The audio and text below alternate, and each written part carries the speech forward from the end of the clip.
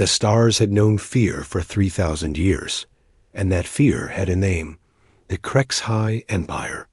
Across the galaxy, entire civilizations would surrender at the mere sight of their black warships appearing in the sky. Those who did not surrender quickly learned why resistance was pointless. Commander Zalthar stood on the bridge of his flagship, the Dread Talon, watching the burning remains of another conquered world through the massive viewing screen.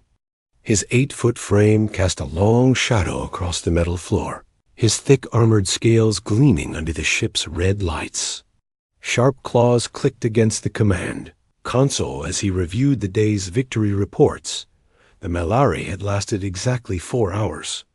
Their peaceful cities had crumbled under HFY plasma cannons, their delicate blue-skinned population fleeing in terror from warriors who had evolved to be the perfect killers.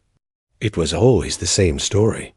The weak species of the galaxy could build beautiful cities and create wonderful art, but when real predators arrived, they folded like paper in a storm. "Commander," came the rough voice of Sub-Commander Kethrock from his station. The smaller HFY's red eyes glowed as he studied the tactical display. "The Melari fleet has been completely destroyed. No survivors detected." Zalthar nodded with satisfaction. The Melari had actually tried to fight back this time, which was more than most species managed. Their ships had been sleek and fast, but they might as well have been throwing rocks at a mountain. HFY warships were built like their creators, tough, brutal, and designed to survive anything the universe could throw at them. "Status of the other fleets?" Zalthar asked. "Second Fleet reports the Crystalline Collective has agreed to terms. They will provide tribute as usual. Third Fleet is moving to secure the Outer Rim trade routes. Fifth Fleet." Kethrick paused, his forked tongue flicking out to taste the air, a nervous habit. "Fifth Fleet requests permission to eliminate the peaceful garden worlds entirely. They claim the inhabitants are too weak to be useful as slaves." Zalthar considered this. The garden worlds were populated by plant-like beings who spent there days creating music from sunlight and growing food that could feed a dozen systems. They were completely harmless, which made them almost useless to the Empire, but they did grow good food. "Tell Fifth Fleet to establish standard tribute demands. The gardeners may be weak, but they serve a purpose." He turned back to the viewing screen, where cleanup crews were already stripping useful materials from the Melari ruins. The galaxy needs some creatures to grow food for the strong. This was the natural order of things. The HFY had learned this truth on their homeworld of Vexthara, where only the strongest, smartest, and most brutal survived to see another day. Their planet was a nightmare of active volcanoes, poisonous storms, and creatures that could bite through solid rock. The HFY had not just survived this hell world. They had conquered it completely. Every other species the HFY had encountered came from soft worlds, planets with gentle weather, friendly animals, and environments that practically invited weak creatures to survive and multiply. These species could build impressive cities and develop advanced technology, but they had no idea what real strength meant. They had never been tested by true hardship. "Commander," came another voice from the communications station. "We are receiving a priority message from the Galactic Council." Zalthar's lip curled back, showing rows of razor-sharp teeth. The Galactic Council was a joke. Dozens of weak species pretending they had some kind of authority when everyone knew. Their only real purpose was to organize surrender ceremonies when the HFY arrived. Still, they occasionally provided useful information about new worlds to conquer. Put them through. The viewing screen flickered, showing the familiar sight of the council chamber. Representatives from a dozen different species sat in a circle, all of them looking appropriately nervous. At the center stood Ambassador Velshi of the Aquatic Union, her blue skin shimmering with fierce sweat. "Greetings, honored Commander Zalthar," she began, her voice shaking slightly. "The Council wishes to inform you of a..."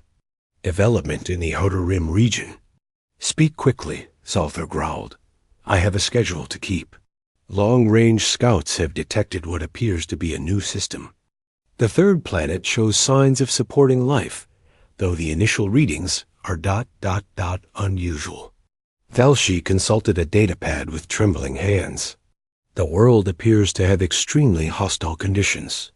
High gravity, dangerous atmospheric composition, severe weather patterns, and geological instability. Zalthar's interest was slightly piqued. It had been years since they had found a world that sounded even remotely challenging. Most planets were so soft that Krexhai could walk around without environmental suits, breathing air that was cleaner than what they had at home. Define hostile conditions, he said. Gravity approximately 20% higher than Galactic. Standard. Atmosphere contains over 20% oxygen, which would be toxic to most species. 70% of the surface is covered in a liquid that appears to be highly corrosive. The weather systems include massive storms that span entire continents, and the planet shows signs of frequent seismic activity. Sub-Commander Kethrak looked up from his station. Commander, those readings cannot be accurate. No intelligent species could evolve under such conditions and achieve space travel. Zalthar agreed. The readings sounded more like a failed terraforming project than a naturally evolved world. Even Vexthara, harsh as it was, did not sound quite that brutal. Any species that did manage to survive on such a world would be primitive at best, probably still living in caves and fighting over scraps. Of food, are there any signs of spacefaring civilization? He asked. The readings are unclear, Commander. Long-range sensors detect some artificial structures in orbit, but they could be automated systems or debris from failed colonization attempts. Zalthar made his decision. Send the coordinates to the navigation officer. The Fourth Fleet will investigate this system personally. He looked at the council representatives, who all appeared to be holding their breath. If there is some kind of primitive species hiding on this death world, we will deal with them appropriately. The transmission ended, and Zalthar turned to address his bridge crew. Elite Krexhai warriors all, each one a veteran of dozens of campaigns. They had seen the galaxy's strongest defenses crumble before their might. They had walked across the surface of worlds that would kill most species in minutes. They were the ultimate predators, evolved from the ultimate death world. Set course for the new system, Zalthar commanded. Full speed. We will show these primitives what real Deathworld survivors look like.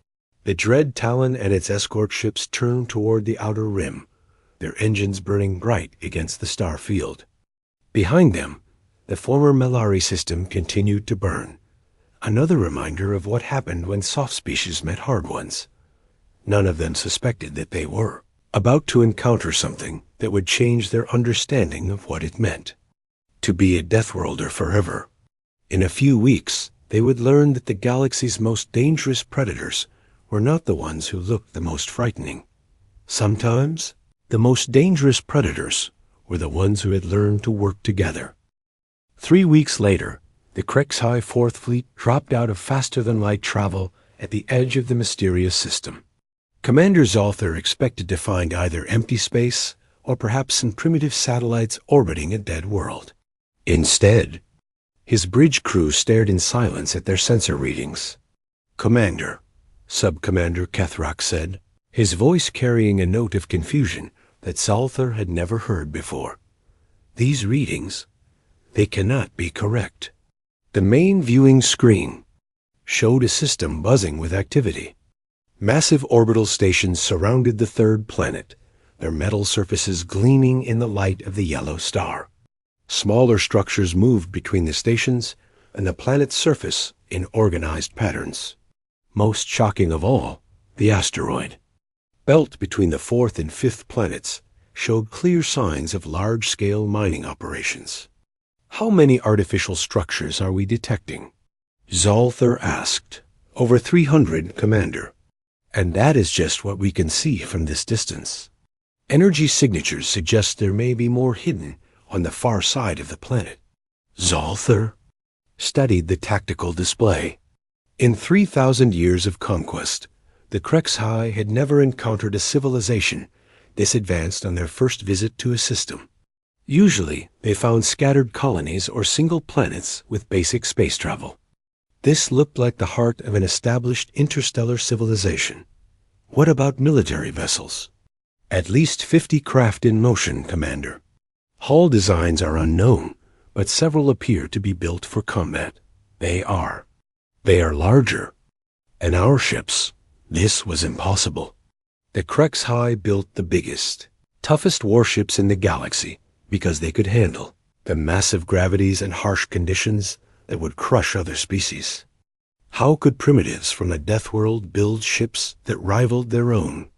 Perhaps they bought the technology from another species, suggested Weapons Officer Grixdal. The Melari had advanced computers before we conquered them. Maybe these primitives traded for space technology. Zalthar was about to agree when the communications officer interrupted. Commander, we are being hailed. The transmission is coming from one of the military vessels approaching our position. Put it through. The viewing screen flickered and showed the interior of an alien bridge. The first thing Zalthar noticed was how bright everything was. Most species preferred dim lighting, but this ship was lit almost as brightly as Vexthari's twin suns at noon. The second thing he noticed was the creature standing in the center of the bridge. It was small, perhaps half the height of a Krexhai warrior, with pale pinkish skin that looked impossibly soft. No scales, no natural armor, no visible weapons. Its face was covered with a thin layer of hair, and its eyes were a strange blue color that seemed to look right through the viewing screen into Zalthar's soul.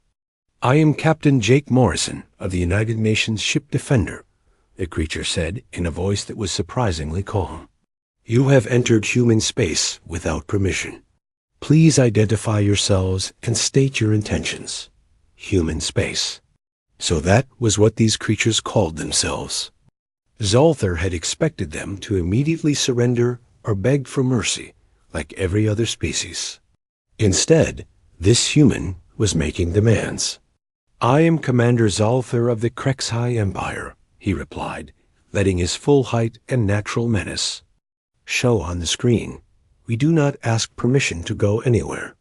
You will surrender your system immediately, or we will take it by force. Captain Morrison did not flinch. He did not even blink.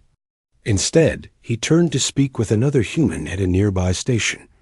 This one female with longer hair pulled back in a practical style. Dr. Palmer, are you getting readings on their biology? Morrison asked. The female human, apparently some kind of scientist, looked up from her instruments. Fascinating, Captain. They appear to have evolved from a reptilian species. Heavy bone structure, natural armor plating, enhanced musculature. Their ship's environmental systems suggest they prefer high temperature, low oxygen, and elevated atmospheric pressure. Deathworlders? Morrison asked. Almost certainly. Their home planet must be extremely hostile by galactic standards. Zalthar was confused by this casual discussion. Were these humans analyzing him like some kind of laboratory specimen? And what did they mean by galactic standards? You will cease your scans immediately, Zalthar growled. Surrender now or face the consequences. Morrison turned back to face the screen. Commander, I'm afraid we can't do that. This system is under the protection of the United Nations Space Command. If you wish to enter our territory, you'll need to follow proper diplomatic procedures. Diplomatic procedures? Kethrak whispered. Commander, they speak as if they have some kind of authority here. Zalthar heard enough. No species had ever refused to surrender to the Krexhai. These humans were clearly too primitive to understand what they were facing. A demonstration of superior firepower would solve this problem quickly. Fire a warning shot across their bow, he ordered. The Dread Talon's main plasma cannon discharged, sending a beam of superheated energy past the human ship. The blast was designed to show the terrible power of Krek's high weapons without actually destroying the target. Usually, this was enough to convince any species to surrender immediately. Instead, something unprecedented happened. The human ship's weapons fired back. The return shot was not a warning. It was a precise, calculated strike that tore through the Dread Talon's outer armor like it was made of paper. Alarms blared across the bridge as damage reports flooded in. Impossible! Griksdahl shouted from his station. No one has ever damaged a Krek's high warship. Captain Morrison's image remained steady on the viewing screen. That was also a warning shot, Commander. Our next one will target your weapon systems. Zolther stared at the tactical display in shock. The human weapon had cut through armor. That had withstood the fury of a dozen different species. How was this possible? Commander, came an urgent voice from the sensor station. Multiple contacts approaching fast. 12 additional human vessels have just appeared on our sensors. The viewing screen switched to external view, showing sleek human warships moving into formation around the Krek's high fleet. They moved with a grace that seemed impossible for vessels of their size, sliding through space like predators surrounding prey. This is Admiral Kate Sullivan of the United Nations ship Resolute, came a new voice over the communications channel. The screen showed another human, this one older and clearly military. You have committed an act of aggression against human vessels. Stand down immediately, or we will respond with appropriate force. Sub-Commander Kethrak looked at his readings in disbelief. Commander, their fleet formation is unlike anything in our tactical databases. And their weapons? The energy signatures are completely unknown. Zolther realized he was facing something that had never happened in Krek's high history. For the first time in 3,000 years of conquest, they were outnumbered by ships that appeared to be at least as advanced as their own. The humans had not surrendered.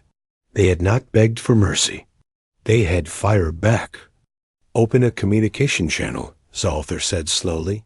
Commander? Kethrak asked. Do it. The channel opened, and Admiral Sullivan's stern face appeared on the screen. I'm listening, Commander. Perhaps, Zolther said carefully, we should discuss terms? For the first time in 3 millennia, the Krek's high were negotiating instead of conquering. And somewhere in the back of his mind, Zolther wondered what kind of Deathworld could produce creatures capable of making the galaxy's ultimate predators. Hesitate not, he was about to find out that some Deathworlds produced more than just individual survivors. Some produced entire civilizations that had learned to work together, fight together, and face the unknown together. The humans were about to teach the Krek's high what that really meant.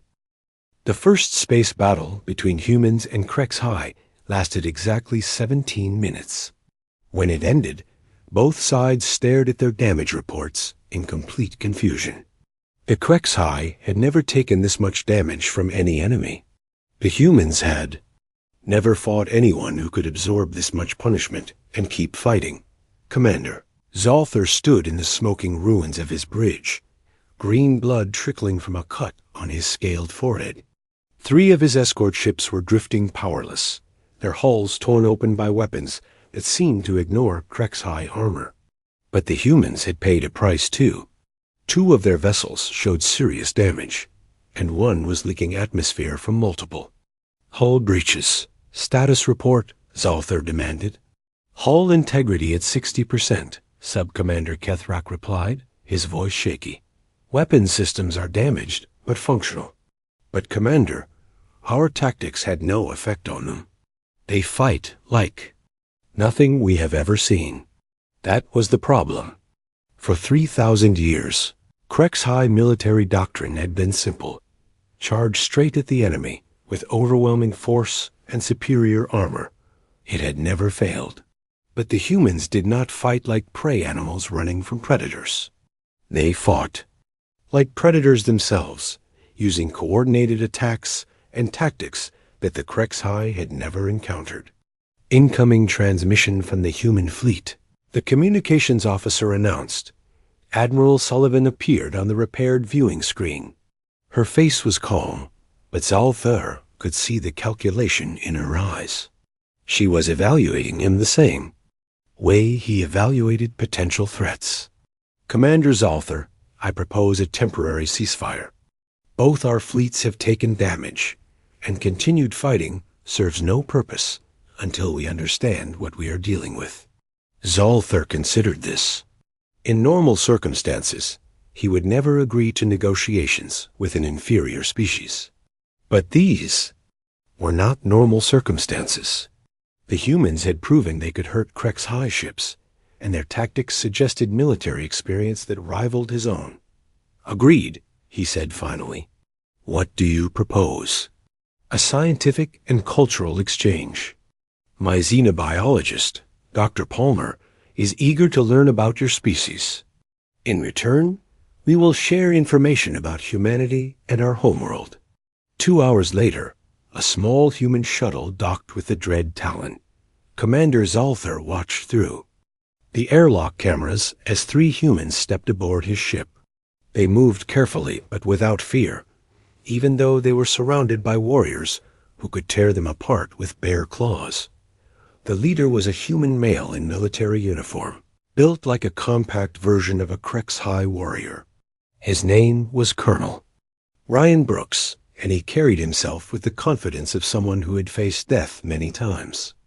Behind him came Dr. Palmer, the female scientist from the earlier transmission, and a third human in combat gear who introduced herself as Staff Sergeant Maria Gonzalez. Dr. Palmer immediately began scanning everything with a small device, taking readings and making notes. Fascinating, she said, apparently talking to herself. The atmospheric composition here would be toxic to most Earth life, but you seem perfectly adapted to it. What is the oxygen content of your homeworld's atmosphere? 12%, Zalthar replied automatically, then wondered why he was answering questions instead of asking them. 12%, Dr. Palmer repeated, making notes. That explains the enhanced muscle development your species evolved to. Extract maximum efficiency from limited oxygen. And this temperature ... double quotes. She checked her device again. 45 degrees Celsius. Your homeworld must be quite hot. Vextara is a harsh world, Zalthar said with pride. Only the strongest survive there. It is a planet of volcanoes, poisonous storms, and creatures that would kill your kind in seconds. Colonel Brooks stepped forward. With respect, Commander, every planet produces dangerous creatures. What makes yours special? The question caught Zalthar off guard. What made Vextara special? It was a death world, the ultimate test of survival. How could these soft creatures not understand that? Show them the recordings, Sub-Commander Kethrak suggested. Let them see what real predators look like. The main viewing screen activated, showing footage of Vextara's surface. Massive creatures with armored hides battled across landscapes of flowing lava. Storms raged that could strip flesh from bone. The Krexhai cities were built like fortresses, designed to withstand constant attack from the planet's hostile environment. Dr. Palmer watched with obvious interest, but not the terror Zalthar expected. Impressive adaptation, she said. Your species clearly evolved under extreme selective pressure. But I noticed something interesting. All of these creatures are land-based, and they seem to avoid the liquid areas. The acid seas, Kethrak explained. Nothing can survive in them. They dissolve anything organic in minutes. Acid seas, Dr. Palmer repeated thoughtfully. What? Is the pH level? pH level? Zalthar had never heard the term. A measure of acidity. Never mind, I can estimate from the footage. She made more notes. I would guess around pH 2, maybe 3. Quite dangerous indeed. Staff Sergeant Gonzalez spoke up for the first time. Ma'am, should we show them the Earth footage now? Dr. Palmer nodded. "Colonel Brooks, would you mind setting up the portable projector?" Within minutes, the Crexhigh Bridge was filled with images of Earth. Zolther expected to see a soft, green world with gentle creatures and peaceful landscapes. Instead, he saw something that made his blood run cold. The first image showed a massive creature with rows of razor-sharp teeth, moving through blue water with impossible speed. "Great white shark," Dr. Palmer explained casually. "One of our ocean's more efficient predators. They can grow up to 6 meters long and bite with a force of 18,000 newtons. The next image showed a white-furred creature with black eyes and claws like daggers. Polar bear. They live in the frozen regions of our planet, where temperatures drop to -40 degrees Celsius. They are excellent swimmers and can run at speeds up to 60 kilometers per hour. More creatures appeared on the screen. Venomous snakes that could kill with a single bite. Massive cats with fangs like knives. Flying creatures with talons that could tear through metal. And through it all, Dr. Palmer spoke in the same calm, scientific tone. "But here is what I find most interesting," she continued, switching to a new image. It showed humans swimming in the same blue water as the great white sharks. Humans share our planet with all of these predators. We swim in the same oceans as creatures that could eat us. We hike through forests where bears and big cats hunt. We build our cities in places where the ground shakes and mountains explode." Zolther stared at the images in growing horror. You live with these creatures? How do you survive?" Colonel Brooks smiled, and for the first time, Zolther saw something in the human's eyes that he recognized. It was the look of a predator who had survived by being smarter, faster, and more determined than everything else. "We do not just survive, Commander. We thrive. Earth taught us that the strongest predator is not always the biggest or the most heavily armored. Sometimes, the strongest predator is the one that learns to work with others." Staff Sergeant Gonzalez added, "And sometimes, the most dangerous predator is the one that looks harmless." Dr. Palmer switched to a final image. It showed a human child, no bigger than a Crexhigh's arm, playing with a creature that looked like a smaller version of the great white shark. "Dolphins," she explained. "They are intelligent predators, and they have learned to work with humans. We help each other hunt, play together, and share the same waters." The bridge fell silent. Zolther looked at the humans with new eyes. These were not soft creatures from a gentle world. These were survivors from a planet that made Vexthara look tame by comparison. A world so dangerous that its inhabitants had learned to make friends with predators that could kill them. "Your planet," Zolther said slowly, "it is covered in that corrosive liquid." "Water," Dr. Palmer corrected. "It is essential to all life on Earth. We drink it, swim in it, and our bodies are mostly made of it." But the reading said it was corrosive ... only to species that did not evolve with it. 2. U.S. It is as necessary as air. Zolther realized that everything he thought he knew about Deathworlds was wrong. The Crexhigh had survived by becoming the ultimate individual predators. But the humans had done something far more dangerous. They had learned to turn a planet full of predators into allies. And if they could do that with sharks and bears, what could they do with other intelligent species? For the first time in his life, Commander Zolther began to understand that the Crexhigh might not be the galaxy's ultimate survivors after all. The scientific exchange continued for 3 days. Each hour brought new revelations that shattered everything the Crexhigh thought they knew about Deathworlds and survival.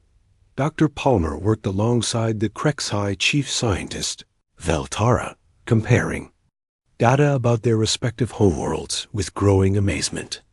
"According to our measurements," Veltara announced to the assembled officers, her voice trembling slightly, "Earth scores higher than Vexthara on 14 of the 16 standard Deathworld classifications." Commander Zolther stared at the data display in disbelief. That is impossible. Vexthara is the harshest world in the galaxy. Not anymore, Dr. Palmer said gently. Your planet is certainly dangerous, but Earth presents challenges that Vexthara simply does not have. For example, your acid seas are deadly, but they are predictable. Earth's oceans contain creatures that actively hunt, plus weather systems. That can change without warning. Your volcanic activity follows patterns, but Earth's earthquakes can happen anywhere, anytime. Sub-Commander Kethrock looked at his own readings. But how do humans survive such conditions? Your bodies appear far more fragile than ours. Dr. Palmer smiled. That is exactly why we survive. We had to become adaptable instead of just tough. Watch this. She activated a new set of recordings from Earth. The first showed humans in a frozen wasteland, temperatures so cold that Krexhai blood would freeze solid. But the humans were not just surviving. They were building structures, hunting large animals, and even playing games in the snow. Antarctica, Dr. Palmer explained. Humans live and work there for months at a time. Average temperature is minus 30 degrees Celsius. The next recording showed humans in a desert where the sun burned so bright that Krexhai eyes would be damaged in minutes. Again, the humans were not hiding. They were building cities, farming, and raising families in conditions that would kill most galactic species. The Sahara Desert. Daytime temperatures reach 50 degrees Celsius. Some humans have lived there for thousands of years. More images followed. Humans living on mountainsides where the air was so thin that most species would suffocate. Humans diving to ocean depths where the pressure would crush Krexhai bones. Humans working inside active volcanoes, studying the same kind of lava flows that made Vexthara dangerous.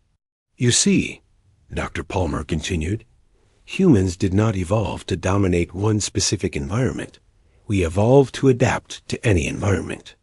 We can survive in your world's heat or our world's frozen regions. We can breathe your thin air or our thick atmosphere.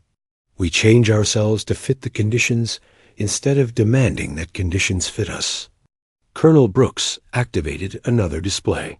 But the real difference is not individual survival. The real difference is how we work together. The new images showed human cities during natural disasters. As earthquakes destroyed buildings, humans immediately began working together to rescue survivors. When storms flooded entire regions, humans from other areas sent help without being asked. When volcanoes threatened populations, entire cities evacuated in organized groups, with no one left behind. Your species survives by becoming individually stronger, Brooks explained.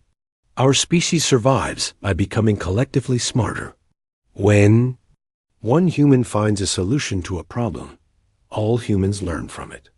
Staff Sergeant Gonzalez added her own footage. And we do not just cooperate with each other. We cooperate with everything. The screen showed humans working alongside animals. That should have been their enemies. Humans riding on the backs of massive creatures. Humans training predatory birds to hunt with them. Humans swimming with ocean predators as if they were teammates. Dogs, Gonzalez said, pointing to footage of humans with four-legged creatures.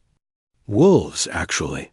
Our ancestors took one of the planet's most dangerous pack hunters and convinced them to join our pack instead. Now there are millions of them living in human homes, helping us hunt, protecting our children, and working as partners. Horses, she continued, showing humans on the backs of large running animals. Prey animals that we convinced to carry us. They are faster than humans, but we are smarter. Together, we could travel farther and hunt better than either species could alone. Veltara studied the recordings with growing amazement. Your species forms symbiotic relationships with other species? Not just symbiotic, Dr. Palmer corrected. Protective. We have taken responsibility for thousands of species on our planet. We protect them from extinction, help them breed, and provide them with food and shelter. But why? Zalthar asked. What do you gain from protecting weak creatures? Dr. Palmer looked at him with something that might have been pity. Because we learned that a world with more life is a stronger world. Every species we save makes Earth more resilient. Every partnership we form makes humans more capable. Colonel Brooks switched to a new set of images. And then there are the activities we do for fun. The Krex High officers watched in horrified fascination as humans deliberately threw themselves out of flying vehicles, trusting cloth wings to save them from death. Humans climbed vertical rock walls using only their hands and feet. Humans raced vehicles at speeds that would be fatal if they crashed. Extreme sports, Brooks explained. Humans actively seek out dangerous situations for entertainment. We jump off cliffs, dive into deep water, and race through environments that could kill us, all because we find it enjoyable. You deliberately put yourselves in danger? Kethrock asked. Every day, Gonzalez replied cheerfully. We call it living. Dr. Palmer brought up the final set of data. But perhaps most importantly, we learned to use our planet's hostility as a resource. Look at this. The screen showed massive human cities built on the edges of active volcanoes, using the heat to power their technology. Cities built on earthquake zones, with buildings designed to move with the ground instead of fighting it. Cities built in hurricane paths, with systems that turned wind power into energy. We do not just survive our planet's dangers, Dr. Palmer said. We harness them. Every threat becomes a tool. Every challenge becomes an opportunity. Admiral Sullivan's voice came over the communication system. Commander Zalthar, we would like to invite a delegation of your people to visit Earth. We think you would find it educational. Zalthar looked around his bridge at his officers. Every one of them appeared shaken by what they had learned. The Krex High had spent 3,000 years believing they were the ultimate survivors, the perfect predators, the only true Deathworlders in the galaxy. But the humans had shown them something that changed everything. They had not just survived a death world. They had turned it into a garden. They had not just evolved as predators. They had evolved as partners with every other form of life on their planet. I will come, Zalthar said finally. But I warn you, if this is some kind of trap... Colonel Brooks smiled, and once again Zalthar saw that predators gleam in the human's eyes. Commander, if we wanted to trap you, we would not need to bring you to our planet. We have learned to make any environment our hunting ground. As the human shuttle prepared to return to their ship, Dr. Palmer left behind a small gift, a recording device containing thousands of hours of Earth documentaries. For your continued education, she said. That night, Zalthar watched footage of human children playing in environments that would kill trained Krex High warriors. He watched human scientists working in places where his own sensors could not function. He watched human artists creating beauty in locations where only survival should have been possible. And slowly, terrifyingly, he began to understand that the Krex High were not the galaxy's ultimate Deathworlders. They were not even close. Commander Zalthar's visit to Earth lasted 7 days. By the 3rd day, he had stopped trying to understand what he was seeing.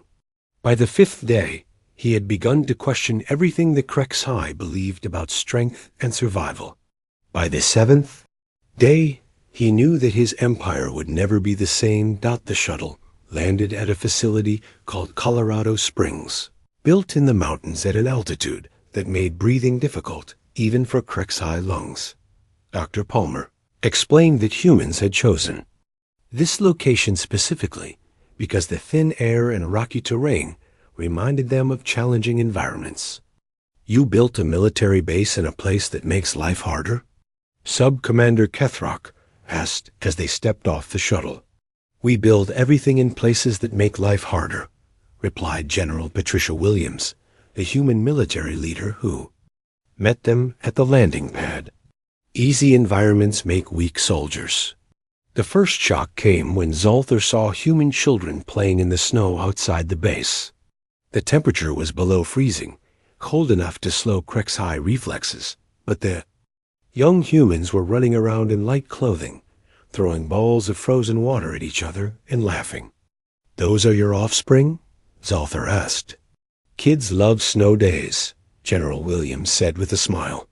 "We had to cancel their outdoor activities yesterday because of a blizzard, so they are making up for lost time. You let your children play in conditions that would injure adult HFY? How else would they learn to handle worse conditions when they grow up?" The tour continued through the base, revealing one impossible thing after another. Humans exercising in gyms where they deliberately made conditions harder for themselves, adding weight to their bodies and reducing the oxygen in the air. Humans training in pools of water, learning to hold their breath for minutes at a time. Humans practicing combat in rooms where the temperature changed randomly from freezing to burning hot. "This is how you prepare your warriors?" Zolther asked. "This is how we prepare everyone," General Williams replied. "Every human learns basic survival skills, basic combat training, and basic cooperation techniques. We never know when someone might need to step up and protect others." That afternoon, they visited a human city called Denver.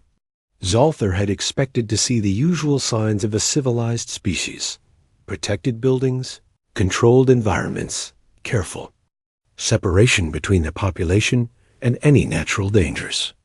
Instead, he found something that challenged every assumption about urban planning. The city was built directly into the landscape, with buildings that moved with earthquake tremors instead of resisting them. Parks filled with native plants and animals, including some that HFY databases classified as dangerous predators. Streets designed to handle flash floods by channeling water instead of blocking it.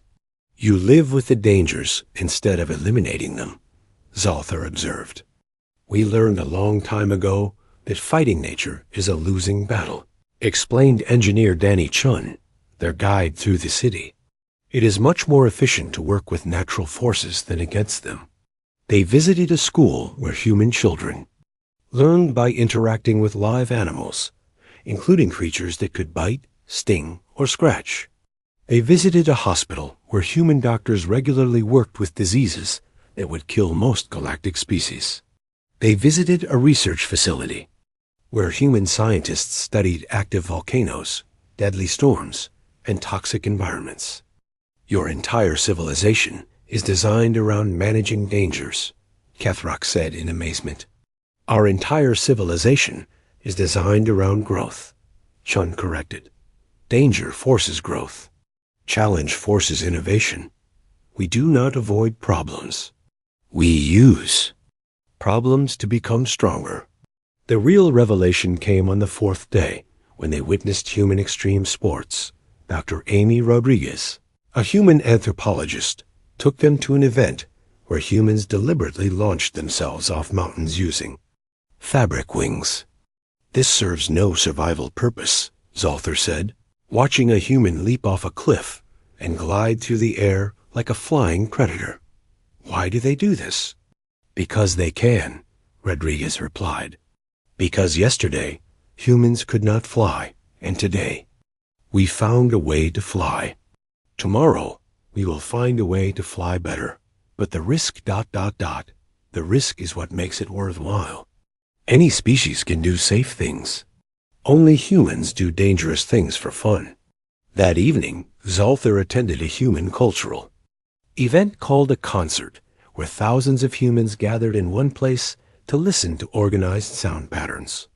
The music was unlike anything in HFY culture, complex rhythms that seemed to synchronize the heartbeats of everyone present. "This is how you maintain unit cohesion?"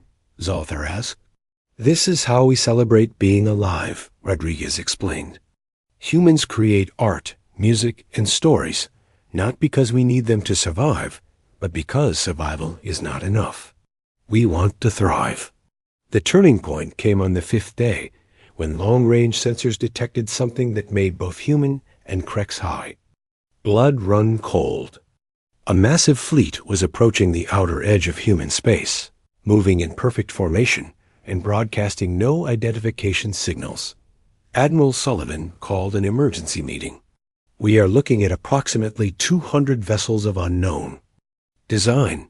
They are not responding to any communication attempts, and their approach vector suggests hostile intent."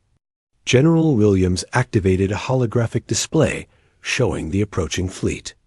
"Our analysis indicates these ships belong to the Vexani Collective." Zolther felt his scales go cold. The Vexani were a hive-mind species of mechanical beings that had been expanding through the galaxy for centuries, systematically eliminating all biological life. The Krexhai had avoided contact with them because even Krexhai warriors would struggle against an enemy that felt no pain, needed no rest, and learned from every defeat. "How many ships can you deploy against them?" Zolther asked. 87 combat vessels," Admiral Sullivan replied. "Not enough to win a direct engagement. And my fleet adds only 12 ships. The Vixali will destroy us both separately." General Williams looked between the two commanders. "Unless we work together." For a moment, nobody spoke. The idea of Krexhai and humans fighting as allies was unprecedented.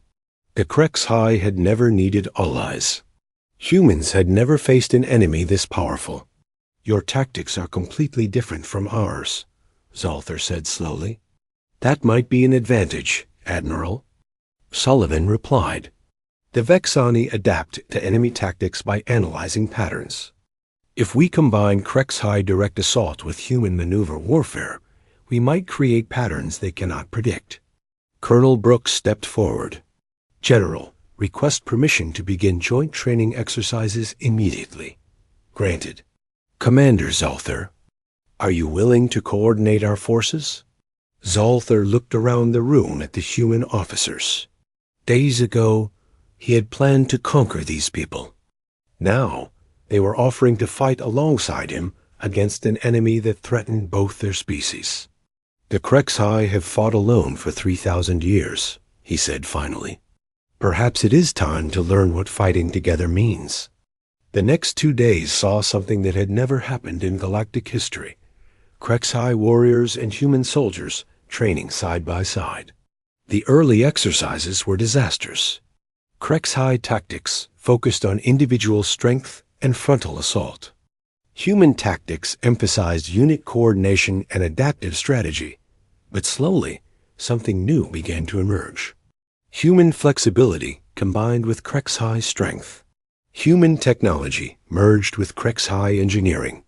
Human cooperation enhanced Krexhai determination. Lieutenant Colonel Steve Martinez worked with Krexhai war leader Gexthal to develop hybrid battle formations. Dr. Palmer and Veltara collaborated on new weapon systems that combined the best of both technologies.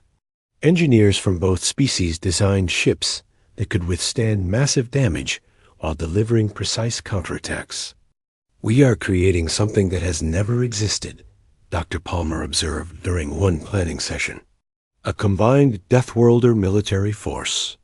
On the final day of preparation, Admiral Sullivan and Commander Zolther stood together on the bridge of a new hybrid warship, the UNSKDS Unity.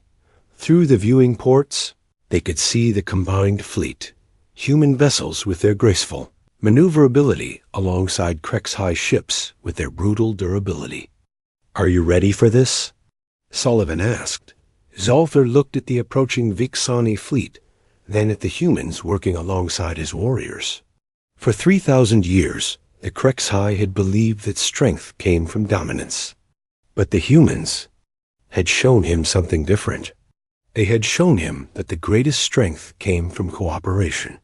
"Admiral," he said, "let us show the galaxy what Deathworlders can accomplish when they hunt together." The alliance was formed. The hunt was about to begin. The Battle of Titan's Shadow began at dawn on the 7th day. The combined human Krexhai fleet met the Vexani invasion force at the edge of human space, where Saturn's largest moon cast a dark shadow across the battlefield. Admiral Sullivan and Commander Zolther stood side by side on the bridge of the UNSKD's Unity, watching 200 mechanical ships advance in perfect formation. They move like a single organism, Sub-Commander Kethrock observed from his station. That is their strength, Admiral Sullivan replied. But it is also their weakness. A hive mind thinks in patterns. We are going to give them patterns they cannot understand. The Vexani opened fire first, sending waves of energy beams toward the Allied fleet. The attack was precise, calculated, and devastating. 3 human ships took heavy damage in the first 30 seconds. But the counterattack was something the galaxy had never seen. Krexhay's ships charged straight into the Vexani formation, their heavy armor absorbing punishment that would have destroyed any other vessels. At the same time, human ships danced around the edges of the battle, striking at weak points and disappearing before the Vexani could respond. It is working, War Leader Gesthal reported from his command ship. The mechanical ones cannot adapt to both attack patterns at once. Captain Morrison, now commanding a mixed crew of humans in Krexhai, pushed his ship through a gap in the Vexani lines.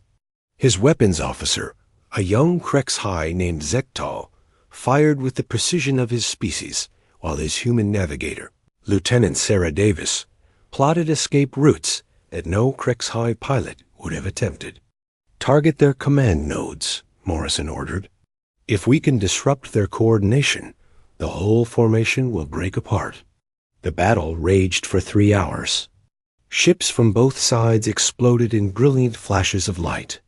The Vexani learned quickly, adapting their tactics to counter human maneuvers and Krexhai charges.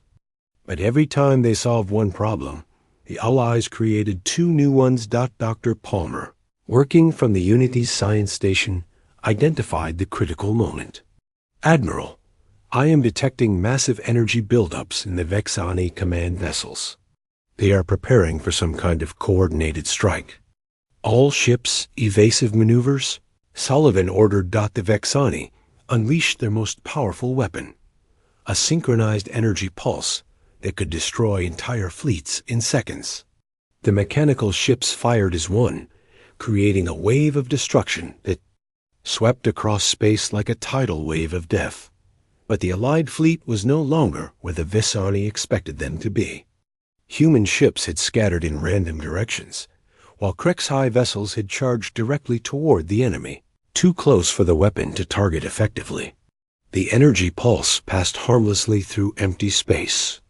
Now, Zolther growled into his communicator, all ships, attack pattern Unity 7. Unity 7 was a battle formation that had never existed before the Alliance. Human ships provided cover and distraction, while Krexhai vessels closed to point-blank range. Krexhai warriors used their natural strength to board enemy ships. Wow. Human soldiers provided technical support and tactical coordination. Colonel Brooks led the first boarding party against a Vexani command ship, accompanied by a squad of Krexhai shock troops. The mechanical defenders were prepared for either human tactics or Krexhai tactics, but not both at the same time. Breaching the main corridor, Brooks reported as his team carved through metal walls. Behind him, Krexhai warriors tore through, automated defenses with their bare claws, while human engineers disabled security systems with precise technical strikes. Staff Sergeant Gonzalez coordinated the assault on the ship's central core. Target the primary processing units. If we can overload their decision-making systems, the whole ship will shut down. The boarding action succeeded beyond all expectations. When the Vexani command ship went dark, 20 other mechanical vessels immediately stopped functioning. The hive mind's greatest strength had become its greatest weakness. When the coordinators failed, the entire network collapsed. The enemy formation is breaking apart, reported Lieutenant Colonel Martinez from his position commanding a squadron of mixed human Krexhai fighters. They are trying to retreat, but they are moving in predictable patterns. "This is how we hunt on Earth," Captain Morrison announced over the fleet communication system. "We do not just defeat our prey. We run it down until it cannot escape." The final phase of the battle became exactly what Morrison had described, a hunt. The Allied fleet pursued the fleeing Vixani ships across the solar system, using human persistence hunting instincts combined with Krexhai pack coordination. Every time the mechanical ships tried to regroup, the Allies were there to scatter them again. The last Vexani vessel was destroyed near Jupiter, torn apart by the combined fire of 3 human ships and 2 Krexhai cruisers. For the first time in centuries, a Vexani invasion force had been completely eliminated. In the aftermath of the battle, Admiral Sullivan and Commander Zalthur met in the Unity's conference room to assess the results. Around them, human and Krexhai officers worked together to coordinate rescue operations and damage reports. "Casualty report," Sullivan requested. 17 ships lost, 43 damaged but repairable, Dr. Palmer announced. "But Admiral, the important thing is that we stopped them. The Vixani invasion has been completely halted." Zalthur looked around the room at the mixed crews celebrating their victory. Humans and Krexhai embracing each other, sharing stories of the battle, planning repairs together. It was something he had never imagined possible. "Admiral," he said slowly, "my people have spent 3,000 years believing that strength came from dominance. We conquered other species because we thought that made us strong. And now?" Sullivan asked. "Now I understand what real strength looks like. It looks like this." He gestured to the crews working together. "It looks like different species choosing to protect each other instead of destroying each other." General Williams joined the conversation via communication link from Earth. "The Galactic Council has been monitoring the battle. They are requesting an immediate meeting with both of our governments." "What do they want?" Zalthur asked. "They want to know if the Deathworld Alliance is accepting new members."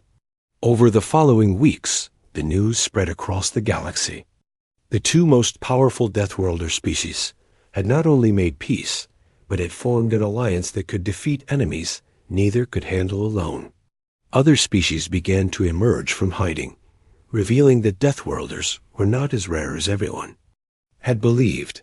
The thermal swimmers of Proxima Prime, who lived in oceans of liquid methane. The rock borers of Kepler Station, who had evolved inside asteroid fields.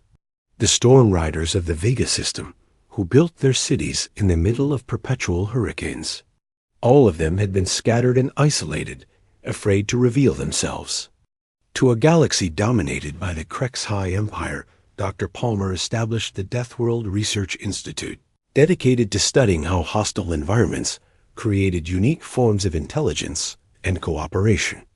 Her first major discovery was that Deathworld species were naturally better at working together because survival on hostile planets required constant cooperation. "Every Deathworld teaches the same lesson," she explained to the newly formed Galactic Defense Council. "Individual strength is important, but survival depends on working together.